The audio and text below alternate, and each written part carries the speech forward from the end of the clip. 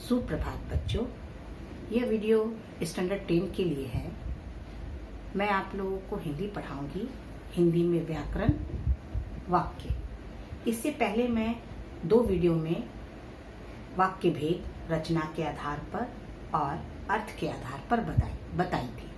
आज मैं आप लोगों को वाच्य के आधार पर वाक्य भेद बताने जा रही हूँ।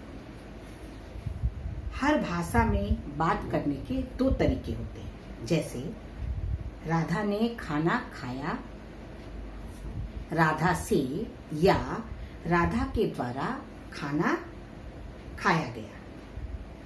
ये दोनों वाक्यों का समान अर्थ होता है, परंतु वक्ता ने पहले वाक्य में राधा द्वारा खाना खाए जाने की क्रिया को प्रधानता दी है, परंतु दूसरे वाक्य में राधा ने के खाना खाने के कार्य को निरस्तर किया गया है, यानी प्रभावहीन किया गया है। दोनों वाक्यों में वक्ता के लिए खाना खाने वाले व्यक्ति का कोई महत्व ही न हो, ऐसा दर्शाया गया है। जिन वाक्यों में कई बार कर्ता का लोप भी हो जाता है, जैसे ग्लास टूट गया, पेड़ काटा गया, खाना बनाया गया, ऐसे वाक्य में कर्ता लुप्त हो जाता है। तो हम लोग आगे बढ़ रहे हैं। वाच्य के आधार पर वाच्य 2 प्रकार के होते हैं। पहला है कर्तृवाच्य और दूसरा है अकर्तृवाच्य। सबसे पहले जानेंगे कर्तृवाच्य किसे कहते हैं। जिन वाक्यों में वक्ता कर्ता के कार्य को प्रधानता देता है, वे वाक्य कर्तृवाच्य कहलाते हैं। ऐसे वाक्यों में सकर्मक और अकर्मक दोनों प्रकार की क्रियाएं हो सकती है। जैसे बच्चा रोता है, यह वाक्य क्या है? अकर्मक है, इसमें कोई कर्म नहीं है। लेकिन ये वाक्य जो है ये कर्तृवाच्य के अंतर्गत आता है।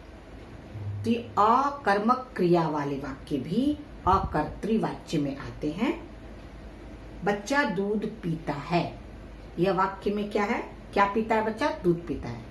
ये सकर्मक क्रिया है। इस वाक्य में कर्म है, तो सकर्मक क्रिया भी अकर्तृवाच्य में आता है। देखिए, बच्चा सोता है, इस वाक्य में कोई कर्म नहीं है, ये अकर्मक वाक्य है। तो अकर्मक वाक्य भी कर्तृवाच्य में आते हैं। और बच्चा दूध पीता है, ये सकर्मक क्रिया वाले वाक्य है, इसमें सकर्मक कर्म छिपा हुआ है, तो ये कर्तृवाच्य में आते हैं। यानी दोनों क्रिया के दोनों भेद, सकर्मक क्रिया अकर्मक क्रिया, ये कर्तृवाच्य में आते हैं। अकर्तृवाच्य अर्थात जो वाक्य कर्तृवाच्य नहीं है, जिसमें वक्ता के द्वारा कर्ता के कार्य को निरस्तर किया जाता है, उसे भी प्रभावहीन बना दिया जाता है, तो वह हमारे अकर्तृवाच्य कहलाते हैं।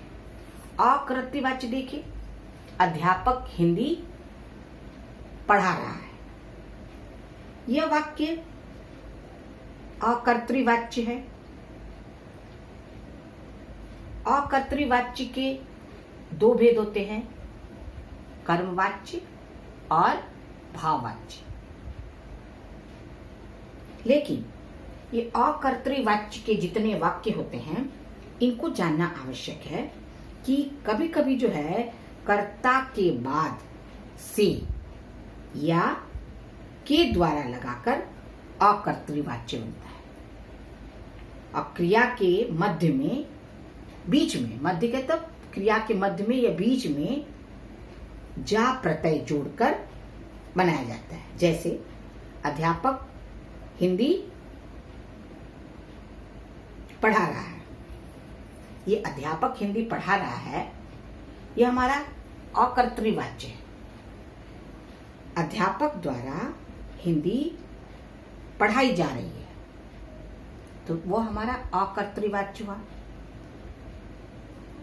तो अकर्तृवाच्य के भी दो भेद हैं, कर्मवाच्य और भाववाच्य। तो कर्मवाच्य किसे कहते हैं? जिन अकर्तृवाच्य वाक्यों में सकर्मक क्रिया होती है उन्हें कर्मवाच्य कहते हैं। ऐसे वाक्यों में कर्म होता है। बच्चे से पाठ पढ़ा जा रहा है, इसमें कर्म छिपा हुआ है। तो ऐसे वाक्य जितने होते हैं वो कर्मवाच्य कहलाते हैं। माँ से पत्र लिखा जा रहा है, तो ये वाक्य हो गया कर्म वाक्य, क्योंकि इसमें कर्म है। माँ क्या कर रही है? पत्र लिख रही है। बच्चा क्या कर रहा है? पाठ पढ़ रहा है। तो ये दोनों वाक्यों में कर्म छिपा हुआ है। ऐसे वाक्य कर्मवाच्य कहलाते हैं। भाववाच्य, अकर्तृवाच्य के जिन वाक्यों में अकर्मक क्रिया होती है वे भाववाच्य कहे जाते हैं। जिनमें कर्म ना हो तो वह सारे वाक्य भाववाच्य कहलाते हैं। जैसे रोगी से खाया नहीं जाता, इसमें कर्म नहीं है। रोगी से खाया नहीं जाता, इसमें कर्म है ही नहीं।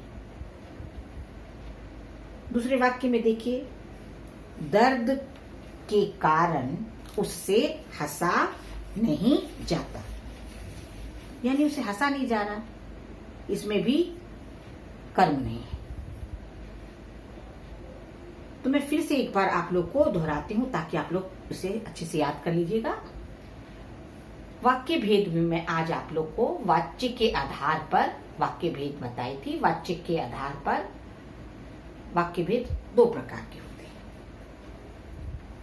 पहला है कर्तृवाच्य। जिन वाक्यों में वक्ता कर्ता के कार्य को प्रधानता देता है वे वाक्य कर्तृवाच्य कहलाते हैं। ऐसे वाक्यों में सकर्मक और अकर्मक दोनों प्रकार की क्रियाएं होती है। बच्चा सोता है, बच्चा दूध पीता है, इसमें कर्म नहीं है और इस वाक्य में कर्म है। अकर्मक क्रिया और ये सकर्मक क्रिया। अब वाच्य के दूसरे भेद अकर्तृवाच्य, अर्थात जो वाक्य कर्तृवाच्य नहीं है, जिसमें वक्ता के द्वारा कर्ता के कार्य को निरस्तर किया जाता है, उसे अकर्तृवाच्य के संरचना के आधार पर इसके भी दो भेद हो जाते हैं। तो सबसे पहले हम लोग जानेंगे कि अकर्तृवाच्य में आखिर क्या क्या उसकी संरचना है। तो कर्ता के बाद से या के द्वारा लगाकर, और दूसरा है क्रिया के मध्य में जा प्रत्यय जोड़कर। जैसे अध्यापक हिंदी पढ़ा रहा है, ये वाक्य क्या हो गया? कर्तृवाच्य हुआ। अध्यापक द्वारा हिंदी पढ़ाई जा रही है, ये अकर्तृवाच्य है। अकर्तृवाच्य के दो भेद है, कर्मवाच्य और भाववाच्य। तो कर्मवाच्य किसे कहेंगे? जिन अकर्तृवाच्य वाक्यों में सकर्मक क्रिया होती है उसे कर्मवाच्य कहते हैं। जैसे बच्चे से पाठ पढ़ा जा रहा है, इसमें कर्म है। माँ से पत्र लिखा जा रहा है, इसमें भी कर्म है। अब भाववाच्य की ओर बढ़ती हूं। अकर्तृवाच्य के जिन वाक्यों में अकर्मक क्रिया होती है वे भाववाच्य कहे जाते हैं। जैसे रोगी से खाया नहीं जाता, अर्थात इसमें कोई भी कर्म नहीं। दर्द के कारण उससे हंसा नहीं जाता। तो ये दोनों वाक्य जो हैं ये भाववाच्य में आते हैं। इस प्रकार से आज आप लोगों ने सीखा कि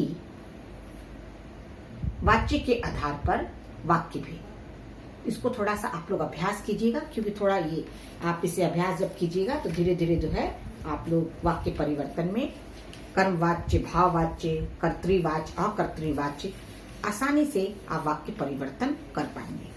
लेकिन इसके लिए आप लोगों को वाक्य भेद के तीनों, रचना के आधार पर, अर्थ के आधार पर, वाच्य के आधार पर वाक्य भेद की जानकारी होना अति आवश्यक है।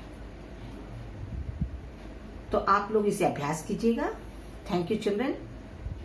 आगे की वीडियो में मैं आगे बताऊंगी।